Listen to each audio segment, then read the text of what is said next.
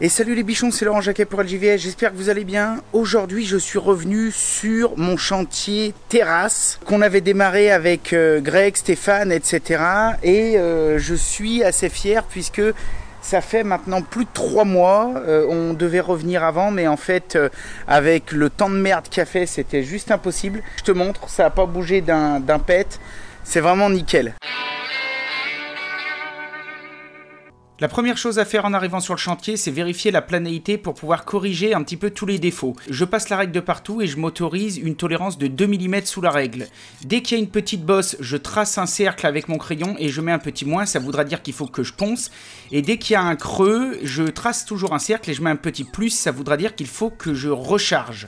Je continue ensuite, avant de passer aux étapes suivantes, par enlever toutes les mousses de réservation qu'on avait laissées pour pouvoir intégrer les spots. J'y passe un bon coup d'aspirateur et ça fait du bon boulot. Avec ma petite ponceuse Festool, je m'attaque maintenant à la rectification de toutes les petites bosses que j'avais détectées grâce à la règle. L'étape du ponçage est très importante à ne pas négliger. Tu vois là par exemple, on y voit bien. Tu pourras constater qu'il y a des endroits, il y a encore des traits de crayon avec des plus et tout, parce que là ça veut dire qu'il faut que je remonte un peu. Et c'est parti pour un méga coup d'aspirateur. Alors là vraiment faut pas tirer sur la cam, faut que ce soit nickel. L'étape de primérisation complète du support se fera avec le VPI Prima Universal. J'en suis super content pour en avoir testé plusieurs, c'est vraiment mon préféré. Ça fait un petit peu comme une peinture sablonneuse, c'est vraiment le top. Alors là aussi c'est très long mais c'est une étape indispensable. Maintenant, ce que je vais faire, c'est que je vais préparer un petit peu de colle et je vais essayer de commencer à ratisser 2-3 endroits qui font un peu des creux, etc. Donc voilà la bête.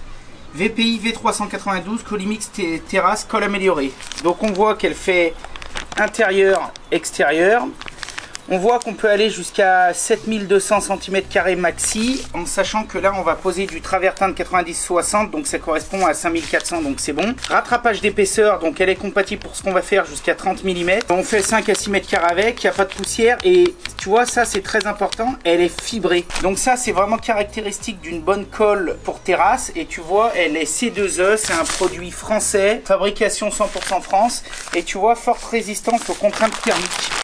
Au moment du malaxage, je commence toujours par mettre un petit peu d'eau dans le fond de mon seau, ensuite la colle et je réajusterai ma quantité d'eau pour avoir la consistance qui me paraîtra idéale. Ok, donc bon là, elle me paraît impec.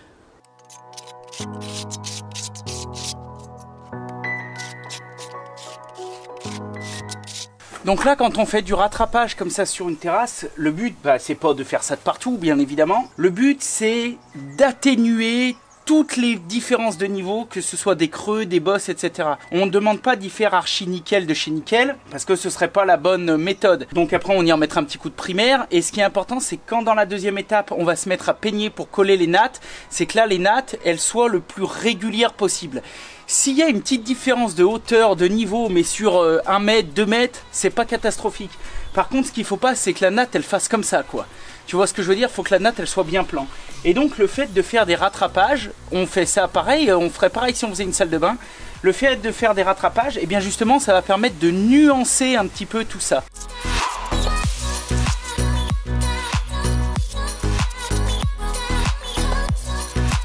À la limite, ici, c'est tolérable. Tu vois, là, je touche, puis là, je dois avoir 2000. Et ici, par contre, plus j'avance, là, j'arrive à 5000. Ouais, 5-6 000. Donc, ça veut dire qu'ici, là, c'est bon. Là, c'est bon. Là, c'est bon. Là, c'est bon. Voilà, tu vois, c'est pas plus compliqué que ça, en fait. Faut faire ça sur toute la terrasse.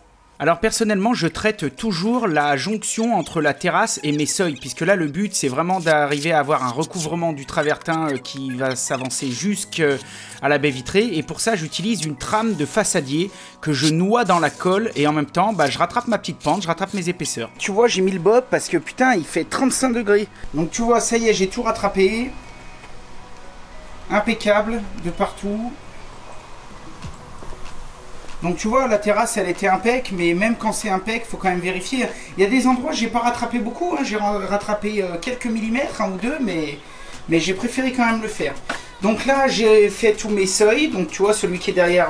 Eh bien, moi, je vous dis à demain, parce que c'est un peu le problème quand on fait des terrasses, c'est qu'il y a tous les délais, les temps de séchage à respecter, et du coup, là, bah, je peux plus rien faire. J'ai fait ma colle, j'ai fait mon primaire, donc pour la première journée, c'est bon. Et on se retrouve le lendemain pour la pose de la natte, donc là, on va utiliser une Schluter d'Itradrin 8.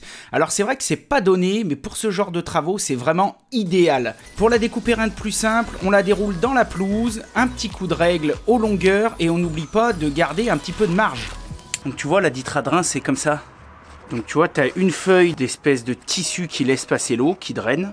Ça, c'est le dessous, avec une partie plastifiée étanche. Et là, c'est la même chose. Tu vois, entre-temps, il y a des petits picots. C'est la même chose, et ça, c'est côté carrelage. Et ça fait que s'il y a de l'eau ou de l'humidité ou quoi que ce soit qui passe, ça va descendre, ça va passer à travers ça, et ça va être drainé. Et vu qu'après la terrasse est un peu en pente, ça va avoir tendance à dégager. C'est du bon matos, mais il faut bien y mettre en œuvre. Je continue de réaliser toutes les découpes sur la natte avec un bon vieux sourire de l'artisan, le signe d'un professionnel en pleine forme. Je découpe également tous mes passages pour les spots, les réservations éventuelles, etc. de manière à ce que ce soit impeccable au moment de coller. Chose qui est très important, c'est de laisser dépasser la natte tout le tour de la terrasse. Là, je l'ai fait dépasser 10 parce que ma coupe c'est comme ça, mais il faut la faire dépasser au moins de 5. Sur notre chantier, il fait chaud, très chaud, et il y a du vent. Donc on va chercher une colle plutôt fluide. Surtout pas liquide, mais plutôt fluide. C'est-à-dire que, tu vois vraiment, là, ça ce serait vraiment pas bon pour poser un carrelage mural. Ce qui est très important de comprendre avec ce genre de natte, c'est qu'au cas où il y ait de l'eau qui passe et à travers les carreaux, les joints, etc., et il y en aura, entre les pluies, la neige qui va stagner, etc., bref, il y en aura. Ce qui est très important, c'est d'imaginer l'eau qui passe à travers le carrelage et ensuite, eh bien, qui est drainée par cette fameuse natte. Donc, c'est aussi très important de la mettre dans ce sens. À cet endroit, quand on va coller et maroufler, ça se peut qu'il y ait un petit peu de colle qui vienne déborder. Alors, dans ce sens, c'est pas un souci, puisque ça n'empêchera pas l'eau de descendre. Par contre, si on avait collé dans l'autre sens, au moment de maroufler, la colle aurait pu boucher, causer des désagréments, et c'est surtout pas ce qu'on veut. Et on s'attaque maintenant au collage de la natte que j'effectue ici avec un peigne de 6. C'est très important de ne pas mettre un peigne trop gros ni trop petit, 6 c'est vraiment idéal. Et je vous conseille également de le faire en 2 temps comme je fais, vous voyez, je fais d'abord une première partie et une deuxième, et vraiment de maroufler au fur et à mesure. Donc pour maroufler, certains comme Eric utilisent des espèces de grandes chaussures et puis ils marchent dessus, c'est très bien.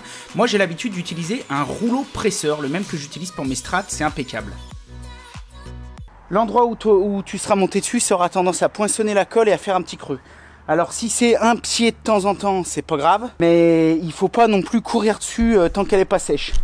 J'ai fait dépasser la natte.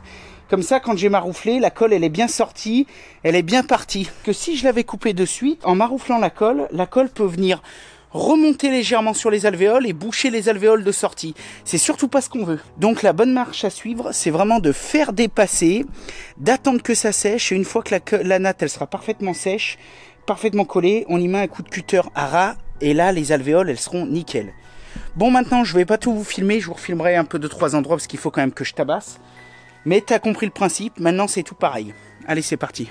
Pour le reste du chantier, c'est la même chose, et vous pourrez constater que j'ai quand même pas mal bossé, malgré cette chaleur de plomb, parce qu'il y a des fois, on frôlait les 40 degrés. Bref, la galère. Voilà, donc tu vois, là on voit bien, j'ai coupé à fleur de ma terrasse, et là on voit bien que mes alvéoles, elles sont parfaitement ouvertes. Tu vois, il n'y a rien de collé, il n'y a rien de bouché. Ici, ça ne se voit presque pas sur la vidéo, mais en fait, j'avais coupé dans le sens de la longueur la natte pour faire passer mon pilier. Et donc, à chaque fractionnement de natte dans la longueur, il est nécessaire de mettre une petite bande. Donc ça, il faut y faire et bien de partout où c'est nécessaire. Allez, on continue, parce que là, sinon, je vais m'endormir avec le petit soleil. Le truc qui est important aussi de savoir, c'est qu'en fait, Schluter préconise un drain périphérique autour de la terrasse. En fait, ce qu'ils disent, c'est qu'il y a 2 solutions. Soit il faut que la terrasse dépasse la terre de 10 cm de manière à ce que la terre ne vienne pas transmettre par capillarité l'humidité à la dalle.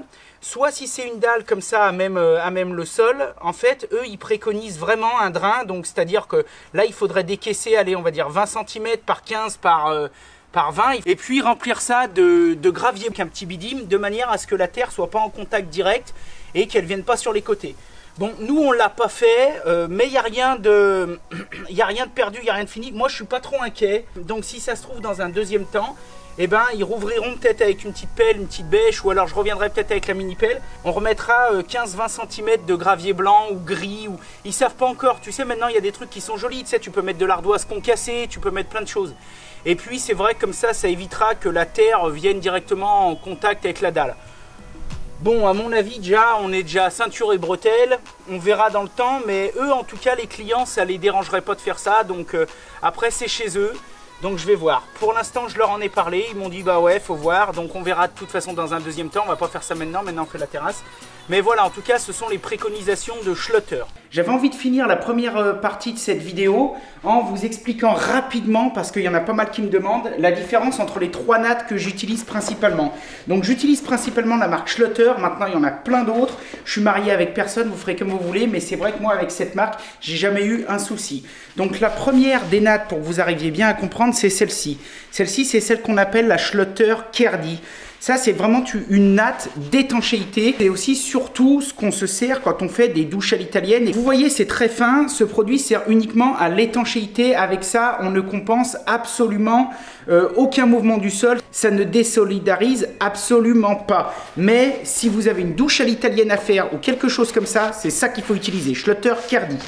La deuxième que j'utilise énormément, c'est la Schlutter Ditra.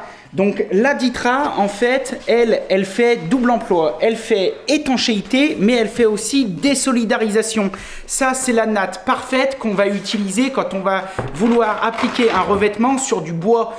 Cette natte, elle va simplement avoir pour effet de compenser les mouvements naturels des matériaux entre eux. Et on sait que le bois, par exemple, c'est un matériau vivant. Tu vois, ici dans cette pièce, on a du bois. Et quand je ferai ma cuisine au fond, quand je ne sais pas, on va sûrement carreler cette partie. Quand on va carreler cette partie, si on met de la colle rigide sur un support qui est du bois avec des solives dessous, le jour où le bois va un peu travailler parce qu'il va travailler un jour, eh bien qu'est-ce qui va se passer? Eh bien ça va fendre, ça va fendiller, ça va faire de la merde.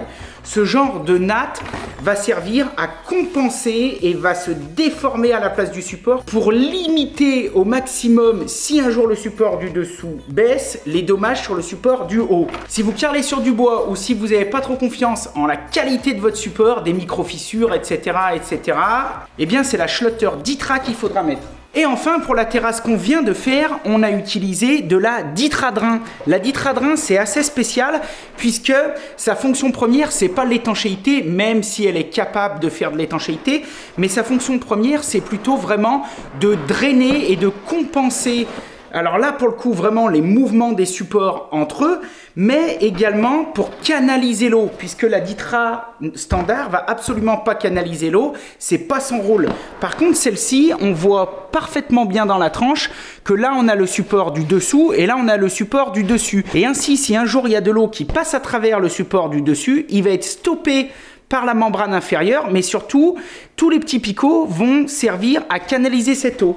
Mais c'est pas tout. Cette natte, elle va servir aussi à absorber un petit peu tout ce qui va se passer au point de vue thermique. Parce qu'on sait particulièrement que sur les terrasses, les 3/4 des problèmes sont dus aux fortes chaleurs ou aux fortes différences de chaleur au niveau des cols qui entraînent en dilatant des cisaillements et vraiment un gros bordel, quoi. Donc ce genre de choses, eh bien ce petit espace, cette petite lame d'air qui va servir aussi à canaliser l'eau, elle va vraiment aider à travailler par rapport à ça. C'est aussi une natte que certaines personnes vont utiliser sur des supports où il risque d'y avoir des fortes compressions. Moi j'en ai déjà vu installer par exemple chez des concessionnaires de voitures, tu sais, qui sont obligés de rentrer les voitures sur le carrelage. Eh bien cette natte va avoir tendance pareil à compenser les effets de compression. Voilà un petit peu, vous savez tout. Donc si vous avez des besoins comme ça, et notamment pour une terrasse ou pour tout projet à l'extérieur où le support risque d'être vraiment imbibé de flotte, eh bien c'est celle-ci qu'il vous faudra mettre, la Ditradrin. Alors après il existe plusieurs épaisseurs, vous vous renseignerez. Moi je vous dis à la prochaine pour la deuxième partie de cette aventure. Comme d'habitude, soyez créatifs, faites de votre mieux et si possible du bon boulot. Allez, yeah! Aucun mouvement du sol, ça ne